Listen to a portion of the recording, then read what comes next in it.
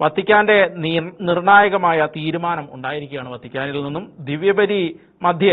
ദിവ്യബലിക്കിടയിൽ അൽമായർക്ക് വചന സന്ദേശം നൽകാൻ അനുമതിയില്ല എന്നുള്ള ഒരു തീരുമാനമാണ് വത്തിക്കാനിൽ നിന്നും ഉണ്ടായിരിക്കുന്നത്. ജർമ്മൻ ബിഷപ്പുമാരുടെ ആവശ്യത്തിന് വത്തിക്കാൻ നൽകിയ മറുപടിയിലാണ് കാര്യങ്ങൾ വ്യക്തത വരുത്തിയത്. ന്യൂസ് ഡെസ്കിൽ നിന്ന് അഭയ ചേരുന്നു. അഭയ, എന്താണ് ഇത് സംബന്ധിച്ച വിശദമായ വിവരങ്ങൾ? തീർച്ചയായും റോബിൻ, ദിവ്യബലി മധ്യേ നടക്കുന്ന വചന സന്ദേശം അത് പങ്കുവെക്കുവാൻ അൽമായർക്ക് അനുമതി നൽകണമെന്ന ജർമ്മൻ ബിഷപ്പുമാരുടെ ആവശ്യത്തിന് ശക്തമായ വ്യക്തമായ മറുപടിയുമായാണ് വത്തിക്കാൻ രംഗത്ത് വന്നിരിക്കുന്നത്. ദിവ്യബലി മധ്യേ വചന സന്ദേശം പങ്കുവെക്കുവാൻ അൽമായർക്ക് അനുമതിയില്ല എന്ന് തന്നെയാണ് വത്തിക്കാൻ ആവർത്തിച്ചിരിക്കുന്നത്.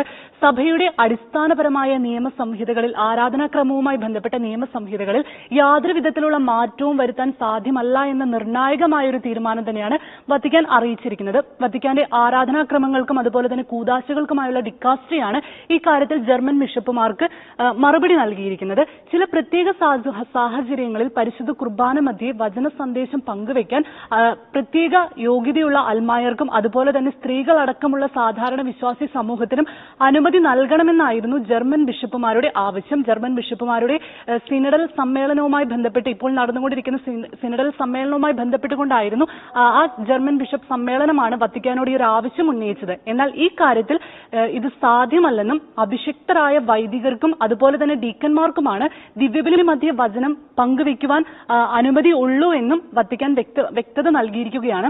പരിശുദ്ധ കുർബാന എന്ന് പറയുന്നത് വത്തിക്കാന്റെ അല്ലെങ്കിൽ സഭയുടെ പഠനങ്ങൾ അനുസരിച്ച് വൈദികൻ യേശുക്രിസ്തുവിന്റെ പ്രതിനിധിയായാണ് അല്ലെങ്കിൽ അതേ ഒരു പൊസിഷനിൽ നിന്നുകൊണ്ടാണ് ദിവ്യബലി അർപ്പിക്കുന്നതെന്നും അതിനാൽ തന്നെ ഈ വചന പ്രഘോഷണം, വചന സന്ദേശം എന്ന് പറയുന്നത് കേവലം ഒരു നിയമ പഠനത്തിനപ്പുറം ദിവ്യബലിയുടെ അതേ സ്വഭാവമുള്ള ഒരു കൂദാശ തന്നെയാണെന്നും അതിനാൽ തന്നെ വചനം പങ്കുവെക്കുവാൻ അഭിഷിക്തരായ വൈദികർക്കും അതുപോലെ തന്നെ ഡീക്കന്മാർക്കുമാണ് അനുമതി ഉള്ളൂ എന്ന് തന്നെയാണ് വത്തിക്കാൻ ജർമ്മൻ സഭയ്ക്ക് നൽകിയ മറുപടിയിൽ വ്യക്തമാക്കിയിരിക്കുന്നത്.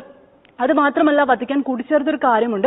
മറ്റ് പ്രാർത്ഥനാ കൂട്ടായ്മകളിലോ അല്ലെങ്കിൽ മറ്റ് ആത്മീയ സംഗമങ്ങളിലോ അൽമായർക്ക് അവർക്ക് ഇത്തരത്തിൽ അവരുടെ ആത്മീയ അനുഭവങ്ങൾ അല്ലെങ്കിൽ ഇത്തരത്തിലുള്ള വചനം പങ്കുവെക്കുവാനുള്ള അവസരമുണ്ടെന്നും അതിനപ്പുറം ദിവ്യബലി മധ്യേ വചനം പങ്കുവെക്കുന്നത് അഭിഷിക്തരിൽ നിക്ഷിപ്തമായ ഒരു കർത്തവ്യം തന്നെയാണ്. അത് അൽമായർക്ക് സാധ്യമല്ല എന്ന് തന്നെയാണ് വത്തിക്കാൻ നിലപാട് ആവർത്തിച്ചിരിക്കുന്നത്. സഭയുടെ ഇത്തരത്തിലുള്ള ആരാധനാക്രമവുമായി ബന്ധപ്പെട്ട അടിസ്ഥാന തത്വങ്ങളിൽ, അടിസ്ഥാന സംഹിതകളിൽ യാതൊരുവിധ മാറ്റവും വരുത്താൻ സാധ്യമല്ല എന്ന് തന്നെയാണ് ഈ ജർമ്മൻ ബിഷപ്പുമാരുടെ ആവശ്യത്തിനുള്ള മറുപടിയായി വത്തിക്കാൻ നൽകിയിരിക്കുന്ന നിർണായക തീരുമാനം.